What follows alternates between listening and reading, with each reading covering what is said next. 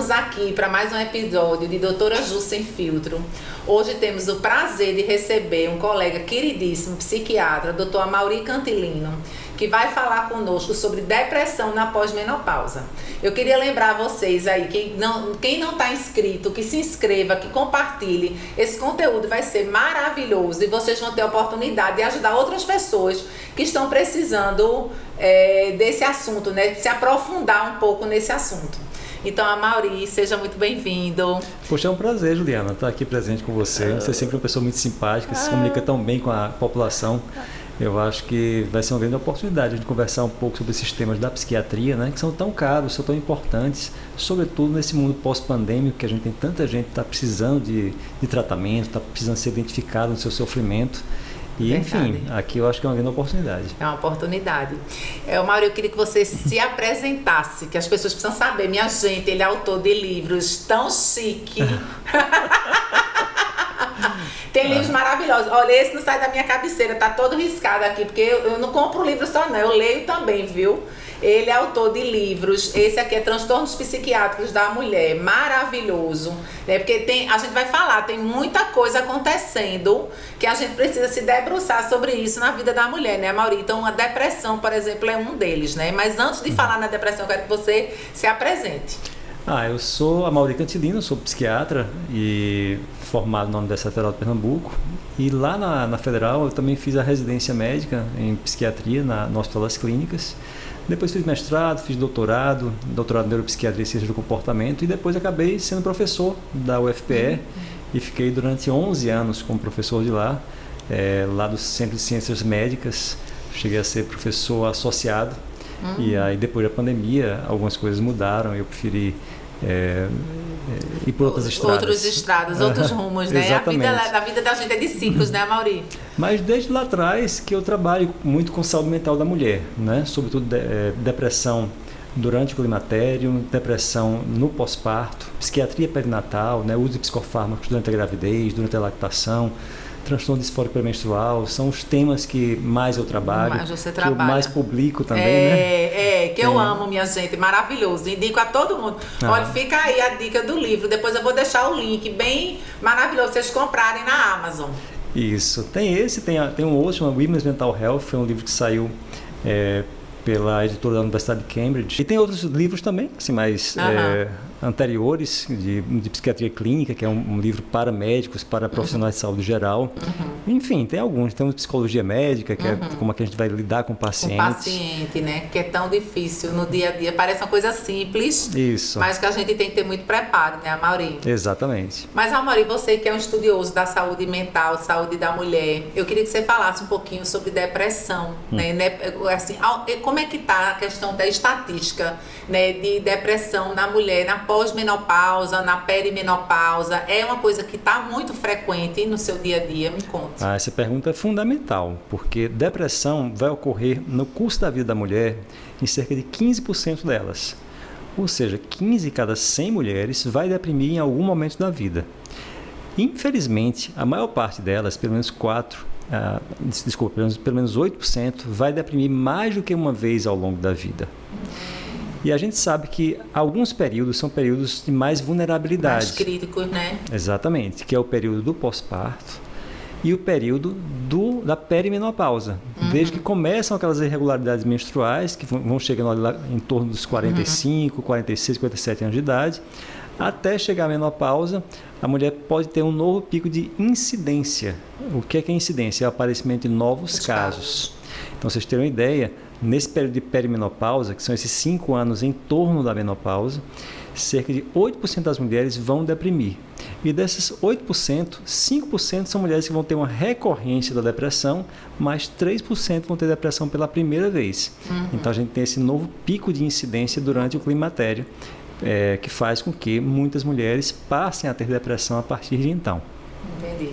E elas procuram com frequência o psiquiatra ou já chegam para você numa fase numa depressão mais grave? Porque na prática, o que a gente percebe no dia a dia do ginecologista é que elas vêm com muitas queixas para a gente encaminha para o psiquiatra, mas existe uma resistência muito grande né, de procurar um profissional de saúde. Eu queria que você comentasse sobre isso. É verdade, ainda existe um estigma muito forte em relação ao transtorno mental, em relação ao psiquiatra em si, em relação aos tratamentos psiquiátricos também. As pessoas muitas vezes têm uma noção de tratamento psiquiátrico como se fossem aqueles feitos nos anos 70, nos anos 80, que eram medicações com muitos efeitos colaterais, com muitos problemas, onde valia a pena você fazer tratamento se você tivesse uma depressão muito grave, porque às vezes os efeitos colaterais eram muito intensos, eram tão intensos que nem compensava, né? Mas a partir ali dos anos 2000, sobretudo mais contemporaneamente, a gente tem muitos antidepressivos que são muito bem tolerados, assim, fica mais fácil que a mulher use e consiga suportar os efeitos colaterais. Tem alguns antidepressivos com mínimo de efeitos colaterais. Então tem muitas mulheres que podem fazer tratamento hoje e que muitas vezes não vão experimentar efeito colateral algum. Além do que, tem uma série de tratamentos psicoterápicos novos, né, que são diferentes, que são abordagens mais diretivas, que são abordagens que são por menos tempo, né, do que aquelas anteriores, que também faz com que muitas mulheres possam ser beneficiadas de tratamentos mais breves, mais focados, eventualmente até focados nos temas relacionados à perimenopausa ou a algum outro tema que seja específico para que ela vá trabalhar durante aquele período e depois possa seguir a vida adiante. É muito interessante, porque às vezes eu estou atendendo aí, às vezes eu preciso iniciar algum antidepressivo para mandar para o psiquiatra, porque às vezes você vê que precisa realmente de um start, né, de um começo. E elas fazem muito assim, mas não é tarja preta não, né, doutora? O preconceito com a tarja preta, né? E é até interessante essa sua observação, porque os antidepressivos, eles não provocam dependência. Os remédios de tarja preta são aqueles que têm o potencial de provocar dependência, né? Então, isso acontece com um outro grupo de medicações que a gente pode usar em psiquiatria, que são chamados benzodiazepínicos. São medicações usadas para ansiedade, sobretudo. Os benzodiazepínicos, eles têm potencial em causar dependência, sobretudo se a pessoa ficar usando durante todos os dias por mais do que 30, 40, 50 dias. Aí a pessoa pode ter dificuldade em retirar o remédio. Mas normalmente com antidepressivo não acontece isso. Um tratamento típico para depressão demora mais ou menos entre 8 meses a 12 meses. E depois que passa esse tempo, a gente tira o antidepressivo e a pessoa não vai ter síndrome de abstinência, não vai ficar fissurada pelo antidepressivo, não vai ficar com potencial de abuso por causa dele, né? Não acontece isso. Então, os antidepressivos, uma vez completado o tratamento, a gente pode tirar.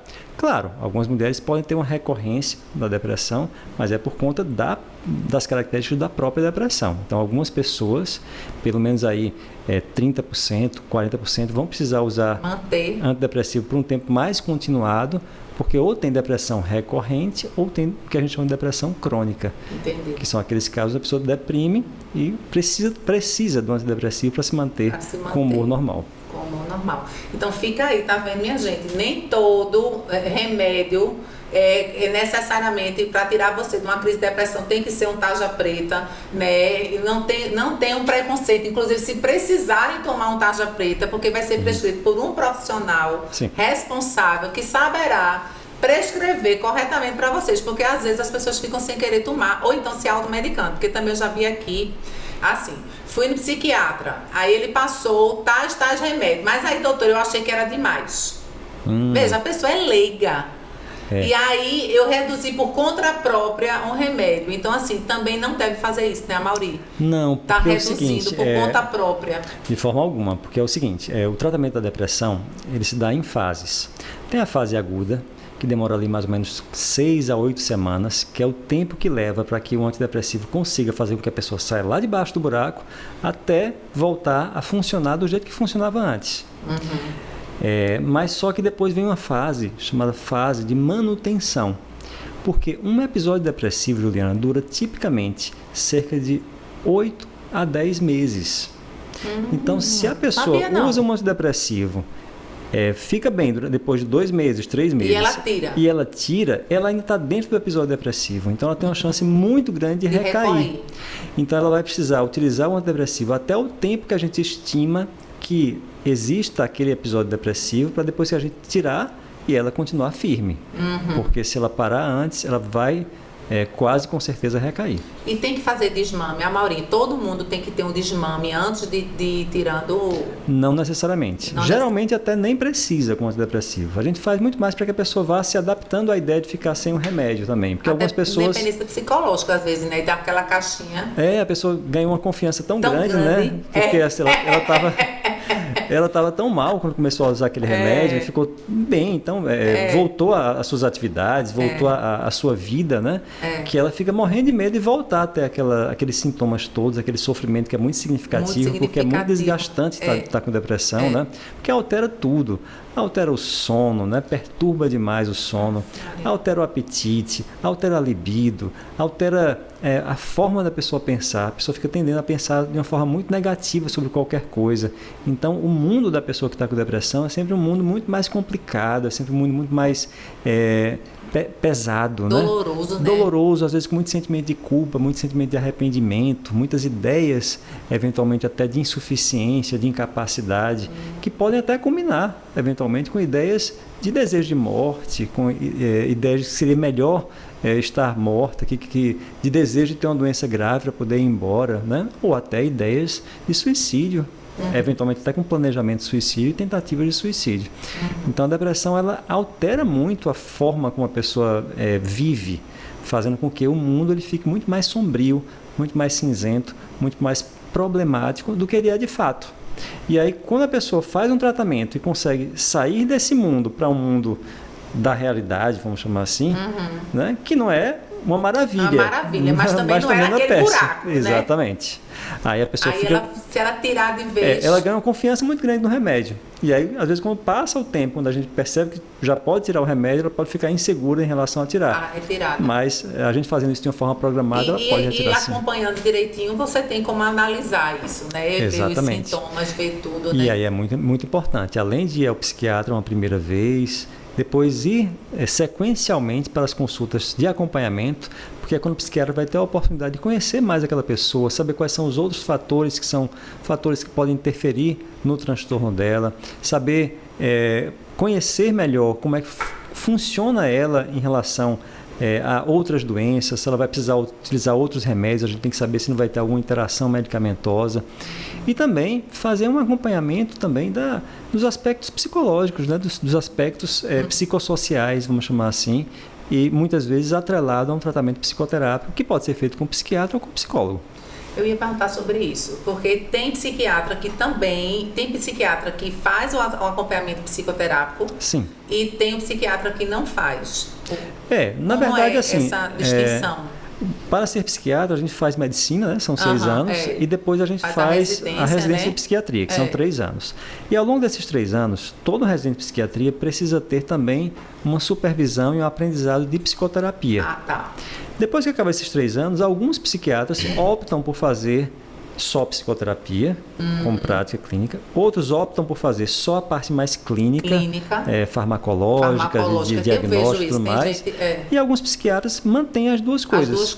Fazem tanto a parte farmacológica, clínica, como também fazem a parte psicoterápica.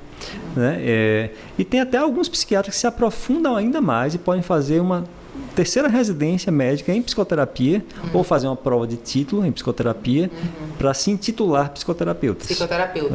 Eu fiz esse percurso. Hoje eu sou psiquiatra e psicoterapeuta devidamente titulado, vamos chamar assim. Que bom. E como fazer, né? A gente está falando muito na questão da depressão. Às vezes os pacientes chegam, você percebe aquilo, e como a gente prevenir a depressão? É bem importante essa pergunta, pelo seguinte, a gente fala muito de tratamento para depressão. E a gente esquece muitas vezes de falar o que é que a gente pode fazer para manter a cabeça saudável. Né? E hoje se tem falado muito isso na chamada medicina do estilo de vida, porque a gente já sabe que tem alguns fatores que podem predispor à depressão que são relacionados a estilo de vida. Sobretudo, sedentarismo. Pode ser um grande problema. O exercício físico, sobretudo se for exercício físico aeróbico, tem uma ação neurobiológica, Juliana, que parece remédio. Incrível, então, assim, a gente fica pensando que é só mexer com o corpo, mas a gente está mexendo com o corpo, mas está mexendo muito com o cérebro também. A gente está liberando uma série de substâncias que são substâncias modulatórias para o humor e para a ansiedade. Sobretudo se for exercício físico aeróbico, E é uma aqueles das que coisas fazem o coração acelerar. que o paciente para logo, né? Quando está deprimido, ele não quer sair da cama. Exatamente. E seria exatamente quase que um remédio para ele, né? Claro que tem alguns quadros depressivos que são tão graves que Que não roubam consegue, toda a energia da energia. pessoa e a pessoa fica completamente sem vontade, né? Mas eu acho que recuperada um pouco essa vontade, a pessoa deve manter-se numa atividade física. Um outro aspecto importante que a gente já sabe é a alimentação, que a gente também subestima o poder da alimentação em termos de provocar problemas. E a gente sabe na psiquiatria, sobretudo, açúcares. Açúcares. Exatamente. Ai, minha gente, você que gosta do brigadeirinho que tem na recepção. Pois é, o brigadeiro vai ser interessante porque naquela hora a pessoa tem uma sensação de satisfação. Mas a médio prazo, longo prazo, ele vai levando a reações inflamatórias no corpo e liberando proteínas inflamatórias que passam pela barreira hematoencefálica e chegam a ser tóxicos para alguns neurônios, para os neurônios do hipocampo, que é uma região do cérebro que é muito relacionada com regulação do humor. E aí o que é que acontece? Se eu tenho muito açúcar, eu vou ter muita inflamação, e se eu tenho muita inflamação, eu tenho muitas proteínas que vão passar e vão ser tóxicas para o cérebro, fazendo com que a pessoa tenha uma predisposição, não só para diabetes, para infarto, para hipertensão e tudo mais, mas também para depressão e para ansiedade. Além, inclusive, de transtornos degenerativos como demência de Alzheimer, isso tudo pode estar relacionado também com a alimentação. Então, se a gente puder, a gente deve realmente priorizar alimentos que tenham pouco carboidrato ou esses carboidratos têm que ser carboidratos mais complexos, né? Não sejam tão simples de digerir. E que seja rica, né?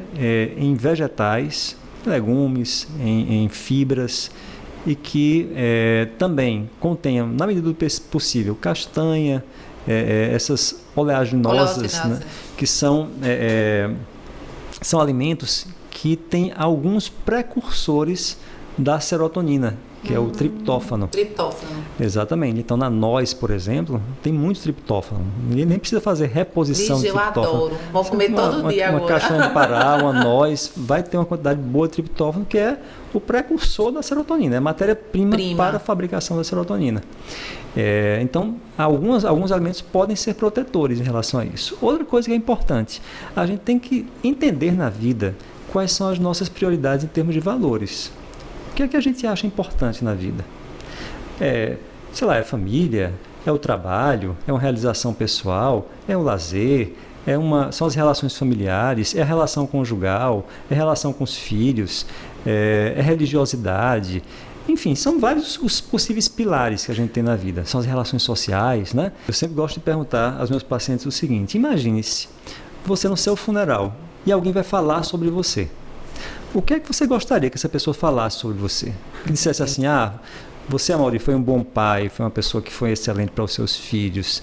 Ou você gostaria que fosse assim, a sua esposa falando sobre você, como é que foi a sua vida conjugal, e o amor que ela sentiu por você, o que foi que você fez, o que foi que você não fez. Isso é importantíssimo. Ou será que você gostaria de ser descrito ali por um colega de trabalho como aquela pessoa que foi responsável, aquela pessoa que fez isso, que fez aquilo outro pela sociedade, né, que deu aquela contribuição? Ou, sei lá, se você gostaria de ser visto pelo que você teve em termos religiosos, ou em termos de lazer. Foi uma pessoa que sabia muito pescar, era uma pessoa que tocava música muito bem, uma pessoa que era um boêmio, enfim.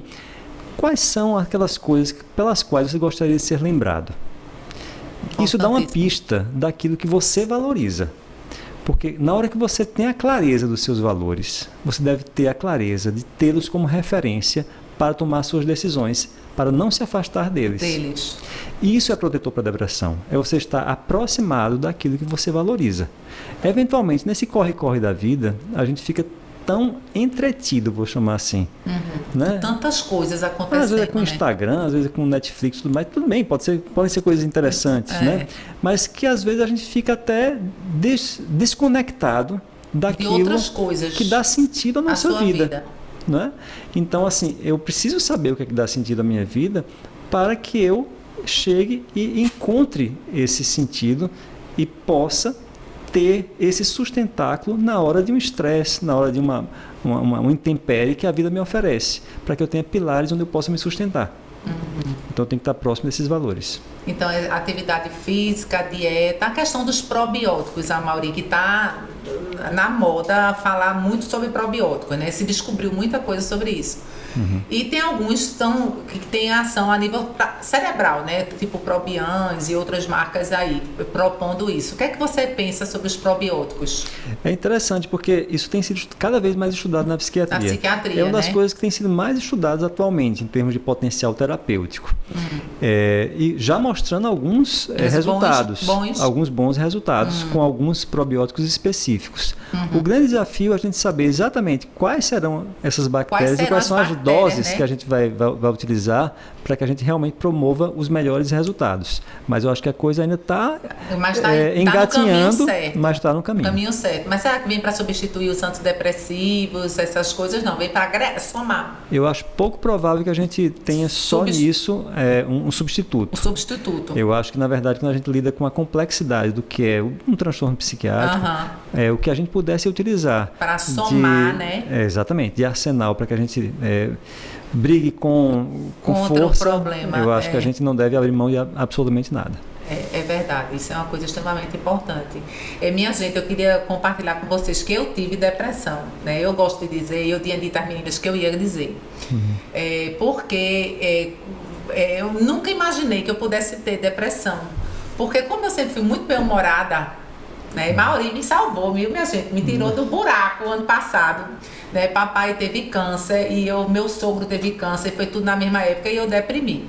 E como é tão interessante, algumas pessoas oravam para mim e eu vejo isso com outras pessoas também, que é tipo assim, não, mas você é muito bem-humorada, você é uma pessoa que jamais vai deprimir. E a pessoa bem-humorada deprime também, né, Amaury?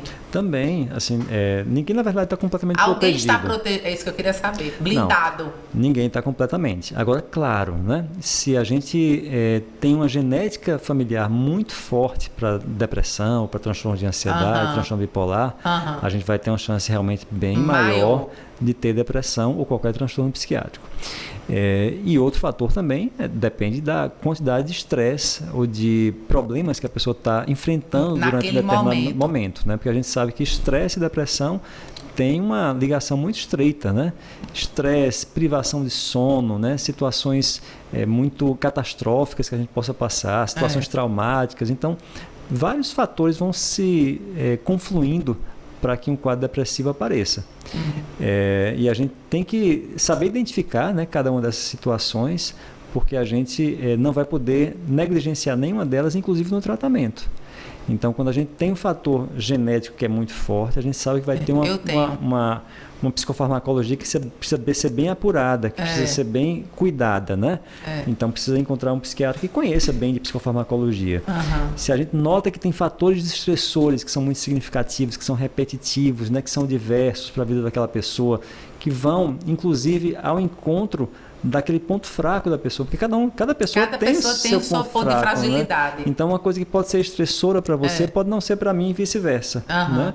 Então, na hora que isso acontece também, vale a pena a gente poder tratar com a psicoterapia, com um bom psicólogo que entenda bem o que está fazendo, né? Porque psicoterapia não é só conversa. Psicoterapia é uma conversa que tem um objetivo específico, que é tratar algum aspecto, né? Que é poder mexer com alguns conteúdos que são delicados para a gente, mas que a gente vai precisar organizar na cabeça, reestruturar a forma que a gente vai pensar sobre as situações que estão passando pela vida da gente. E aí, a gente fazendo esse tratamento na sua completude, a gente observa que boa parte dos pacientes melhoram bem, bastante, né? Eu estou, graças a Deus, estou ótima. Mas muita luta. Estou até pintando, minha gente. Se eu dizer a vocês que ele me fez uma pergunta ano passado, que eu vou fazer a vocês a mesma pergunta. Se eu tinha um hobby. Ter um hobby é muito importante, porque... Eu não tinha. Isso. Você me botou no cabresto ali. Porque eu não tinha um hobby. Mas fala sobre hobby, a importância. Porque assim, a gente também precisa falar de estresse, né? Que é um dos desencadeadores de depressão e é alguma coisa que pode, uma coisa que pode manter a depressão.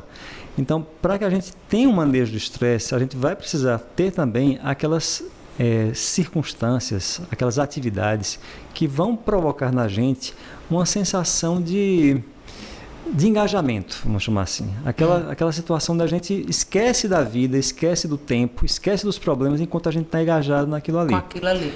cada pessoa vai ter isso de uma forma diferente. Eu falei até mal de Netflix e Instagram, mas tem gente que é um Netflix e Instagram, mas ou é um cinema, ou é tocar um instrumento musical, estudar língua, ou né? estudar línguas, ou é correr, né? Ou fazer uma natação. Trabalhos manuais, né? Ou é uma atividade artística, né? Como você acabou desenvolvendo, né? Ou é um encontro social com pessoas que são agradáveis, com pessoas que são legais de conversar, né? Então, a gente tem que descobrir e encaixar isso na semana. Como se fosse uma atividade que eu não pudesse abrir mão. Então, eu tenho que priorizar isso, né? Esse espaço que vai ser o espaço para poder vazar o estresse. Então, cada um tem que descobrir qual é. O pessoal chama de válvula de escape. Válvula de escape. Qual é a sua? Qual é a sua? Qual é a sua? E encaixa essa válvula de escape em algum momento durante a semana, independentemente de estar deprimido ou não, que é exatamente para não deprimir.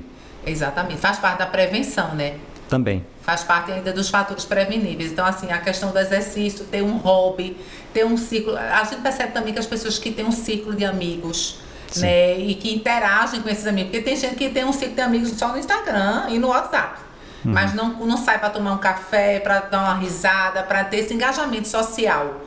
Né? É importante também, né, Amaury? E que faz toda a diferença, né? O encontro face a face é um encontro muito mais interessante, porque você vê como é que o outro está lidando com o que você está falando, você vai ter uma interação muito mais significativa, você vai ter o toque, né?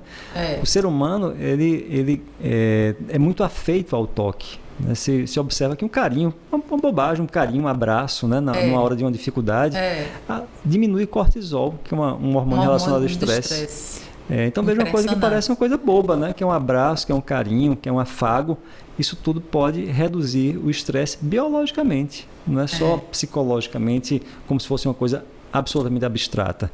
É uma coisa que é concreta, tanto em termos de sentimentos quanto em termos de hormonais. Hormonais, assim. né? E uma dúvida que eu queria saber, já que falou em termos hormonais. Os psiquiatras, de um modo geral, vocês costumam pedir dosagens hormonais aos pacientes? A gente pede, sobretudo, hormônio tiroidiano e testosterona. Porque muitas vezes estão muito relacionados ao funcionamento, ao ritmo de funcionamento do corpo, né? Hormônio tiroidiano, muitas vezes a gente se surpreende, né? Com um paciente que tem transtorno do pânico, por exemplo, eu tenho um hipertiroidismo, né? O paciente está numa tirotoxicose. No final das contas, aquele, entre aspas, transtorno do pânico era uma alteração da tireoide. Ou até quadros depressivos, né? A gente sabe que o hormônio tireoidiano tem relação com a velocidade de funcionamento das células. Se eu estou com hipotireoidismo, minhas células todas estão funcionando lentamente. Então a pessoa vai ter sensação de cansaço, de fadiga, a pessoa vai ter uma lentificação do pensamento, vai ter uma concentração prejudicada, que são sintomas que parecem sintomas de depressão. Mas na verdade são sintomas do hipotireoidismo. E aí a gente tem que descartar algumas possibilidades antes de dar o diagnóstico. E não só hormônio. A gente acaba tendo que pedir... Anemia também, né? Anemia. Por exemplo. É a hemoglobina que leva o oxigênio para as células funcionarem. Se eu tenho uma anemia, ou seja, uma diminuição da hemoglobina, eu vou ter menos oxigênio para as minhas células, inclusive as células do cérebro. E aí, que é um órgão super exigente. Precisa de muito O2. Exatamente. Muito oxigênio. Então, se você diminui essa disponibilidade, ele vai funcionar mal, ele vai funcionar lentamente, vai ter uma diminuição nessa velocidade de processamento, o que pode dar uma sensação de fraqueza, uma lentidão mental, que também pode ser confundida com depressão. Né? Então, a gente tem que fazer toda uma averiguação de como a pessoa está funcionando em termos de função renal, função hepática, função tiroidiana, paratiroidiana, né? Testosterona. O se não está baixa para poder fazer reposição, né? Exatamente. E meu maravilhoso FSH, estradiol. Bem importante, sobretudo se a gente pensa nessa fase da perimenopausa. Né? Na perimenopausa, a gente tem uma coisa que a gente chama de janela de oportunidades hormonal para o tratamento de depressão. Pelo seguinte, a reposição hormonal ela pode ser utilizada ou sozinha ou como coadjuvante ao antidepressivo na mulher deprimida na perimenopausa. Por que eu falo na perimenopausa? Porque depois da menopausa, aí a reposição hormonal já não funciona tão bem. Tão bem quanto, né? Exatamente. Ela funciona bem quando você está iniciando na transição. Naquela transição, você está iniciando, está ali na perimenopausa. Menstruação, hora vem, hora falta, hora vem, hora falta. Exatamente. E você começou a deprimir, né? Porque, na verdade, a gente tem receptor para estradiol em vários locais do cérebro. Perfeito. Né? No córtex pré-frontal, no hipocampo, a gente tem na amígdala, a gente tem em várias regiões do cérebro. Eu digo... eu vejo a menopausa na mulher, né, como um grande potencial. Lógico que isso, cada pessoa reage às flutuações hormonais de forma diferente, mas eu vejo como um grande potencial desencadeador das doenças psiquiátricas, né, doenças psiquiátricas, porque você tem esse monte de receptor, de repente desliga. E como é que você fica diante daquilo ali, né? Isso. E a gente sabe que é sobretudo a variação abrupta nesses níveis de estrógeno que podem provocar essas alterações de humor.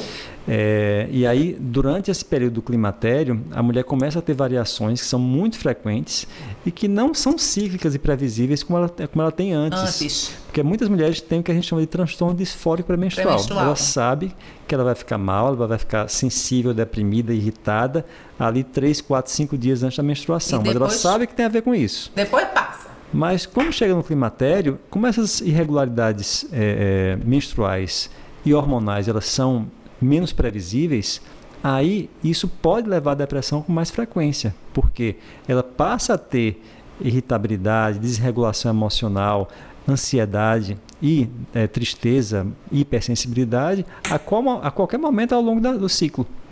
É verdade. Né? E aí, consequentemente, a gente tem ali uma possibilidade onde alguns hormônios, sobretudo aqueles que têm que são mais estrógeno puro do que estrógeno mais progesterona, o que pode ser um problema, né? Se a gente pensa em alguns aspectos físicos, né? Mas, por exemplo, uma pessoa que fez uma menopausa pós-cirúrgica, né? Fez uma esterectomia, ela pode eventualmente se beneficiar, né? Com uma reposição hormonal só com estrogênio, porque seria uma reposição que tem um efeito mais benéfico sobre o humor. E não só sobre o humor. Se for durante essa época aí ainda da perimenopausa, não na pós-menopausa, mas na perimenopausa, pode inclusive melhorar um pouco a performance cognitiva. Porque muitas mulheres vão reclamar de quê? Vão reclamar de esquecimentos, de dificuldade de atenção e, sobretudo, vão reclamar da memória verbal. A fluência verbal cai, né? Exatamente. Impressionante. A pessoa começa a perder palavras. E qual é aquela palavra? Como é que é o nome daquela pessoa? Né? Isso aí começa a falhar com muita frequência e até o aprendizado verbal. Então, alguém vai te falar alguma coisa, vai te ensinar alguma coisa e, durante esse período, a mulher pode se queixar. Ela vai ter uma queixa subjetiva, né? De que não estão conseguindo aprender aquela informação e estão esquecendo depois de repassar. Né? Como repassar aquilo ali, porque elas simplesmente não retiveram aquela informação.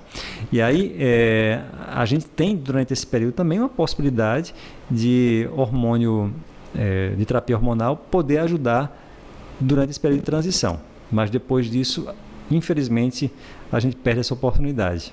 É interessante que a gente também tem uma janela de oportunidades para iniciar a terapia de reposição hormonal, que são os primeiros 10 anos de terapia de reposição hormonal, quando a gente pensa em doença cardiovascular, né? Eu queria ter a mesma janela pensando, por exemplo, em demência, né? Já que 20% das mulheres podem desenvolver demência após a menopausa, né? A gente ainda não sabe, né, Amaury, a questão do Alzheimer, por exemplo, né? É uma coisa que me perguntam muito, doutora, está na menopausa, porque não, meu tio tem Alzheimer, eu tenho uma mãe que tem Alzheimer, eu vou ter Alzheimer, se eu fizer reposição hormonal, diminui a minha chance de ter Alzheimer?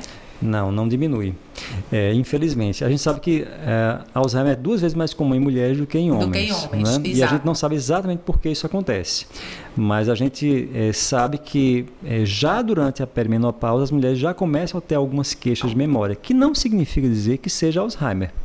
Tá? Mas significa dizer que a gente tem que ficar com o olho mais aberto, né? E periodicamente ter alguma avaliação, inclusive cognitiva, seja com psiquiatra, seja com neurologista, né? Para que a pessoa vá acompanhando aquelas queixas, a gente chama de queixa cognitiva subjetiva, até ela chegar na terceira idade, para que a gente vá checar se isso vai evoluir numa velocidade maior do que a esperada. Tá?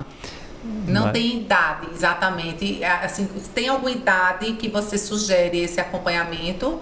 Ou após a menopausa, em qualquer momento da vida, nessa fase de transição ou pós-menopausa, para começar a ver essa questão cognitiva? Eu acho assim, se ela tem queixa cognitiva... Ou só com queixa? Se ela tem queixa, né? Se ela percebe alguma coisa... Só se ela percebe. Eu acho importante que ela relate isso para um psiquiatra, ela relate isso para um neurologista, para que ela faça alguns testes mais básicos, para que se tenha alguma noção se aquilo ali está representando um problema grande a ponto de atrapalhar o dia a dia dela ou não.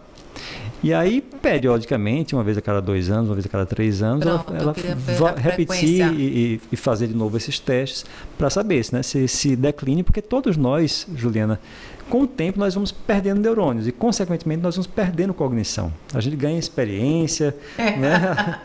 A gente ganha em muitas habilidades, mas a gente perde em termos cognitivos. Todos nós vamos ter uma memória mais prejudicada, todos nós, ao longo do tempo, a nossa atenção vai cair, a nossa capacidade de aprendizagem cai enormemente ao longo do tempo. Mas a gente tem que saber se essa velocidade de queda está dentro do esperado para a idade da pessoa. Né? E isso a gente pode checar sempre numa avaliação com o psiquiatra. Está no meu planejamento estudar italiano, então eu vou começar logo. Cérebro tem isso.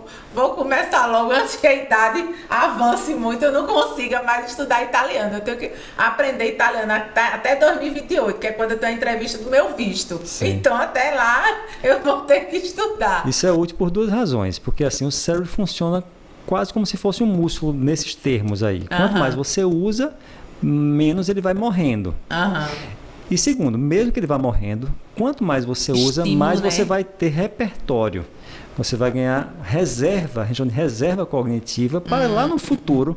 Né? Essa semana um paciente meu disse assim, olha, eu noto que me falta uma palavra, mas eu lembro de um sinônimo. E aí eu falo sinônimo. Né? Então, se eu tenho um repertório grande, se eu tenho uma reserva cognitiva grande, se em algum momento eu vier a ter uma doença neurodegenerativa, ela vai se manifestar em termos de déficits funcionais mais tardiamente. Porque eu vou poder utilizar outros recursos para poder lidar com as dificuldades. Demais, né? O cérebro é muito inteligente. Então, portanto, acho que desde cedo é importante estimular. Né? Não de uma forma desesperada, que a gente vive hoje numa sociedade que às vezes ficar sem fazer nada parece que é um grande problema, né? Pelo contrário, às vezes o descanso também é necessário exatamente para que a gente recobre as energias para poder estimular mais o cérebro depois. Hoje, então, muito obrigada por essa informação. Amaury, obrigada por você ter vindo. É um prazer enorme tê-lo aqui. Foi maravilhoso. Eu acho que o pessoal vai amar o nosso podcast. Um beijo para vocês. Compartilhem com os amigos, com as amigas. Se inscrevam no nosso canal. Beijão e até o próximo podcast.